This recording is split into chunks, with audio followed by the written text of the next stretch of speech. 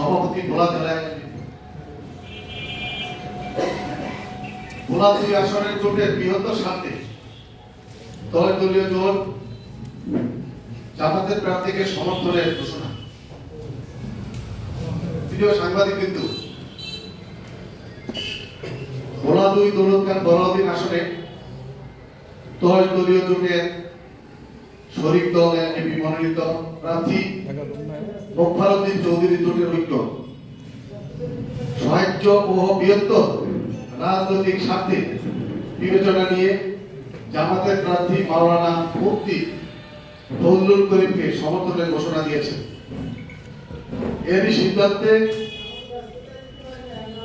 মাধ্যমে তিনি বাংলাদেশ জামাত ইসলামী প্রার্থী মাওলানা মুফতি ফজলুল করিমের গভীর শ্রদ্ধা ও সম্মান প্রদর্শন করেন।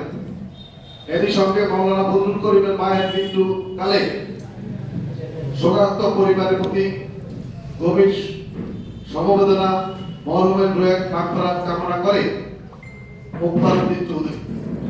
মোফারউদ্দিন চৌধুরী বলেন, ভোলা 2 আসনে মাওলানা ফজলুল করিম দীর্ঘদিন ধরে নিষ্ঠা, সততা ও ত্যাগের সঙ্গে রাজনীতি ও সামাজিক কর্মকাণ্ডে পরিচালনা করে আসছেন।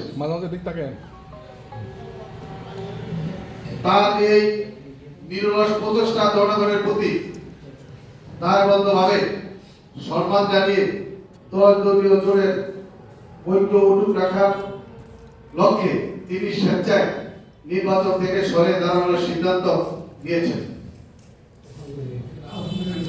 তিনি আরো বলেন,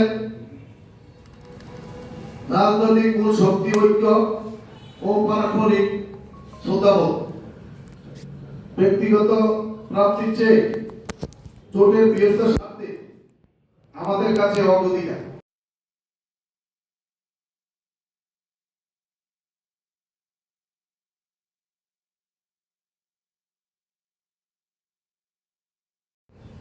এই সিদ্ধান্তে রাজনৈতিক ত্যাগ, দায়িত্ববোধ ও সৌন্দর্য উজ্জ্বল দৃষ্টান্ত হিসাবে আখ্যায়িত করেছেন।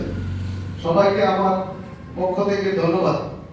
পীড়িত মোহাম্মদ মোফারউদ্দিন চৌধুরী, এলডিপি ভোলা 2 দৌলতখান বড়দিন দলীয় জোট পক্ষে আমি মোহাম্মদ বশির আহমেদ, ভোলা জেলা এলডিপি সভাপতি, মোহাম্মদ উমর ফারুক, সাংগঠনিক সম্পাদক ভোলা জেলা এলডিপি, মোহাম্মদ সবুজ, সহসভাপতি ভোলা জেলা।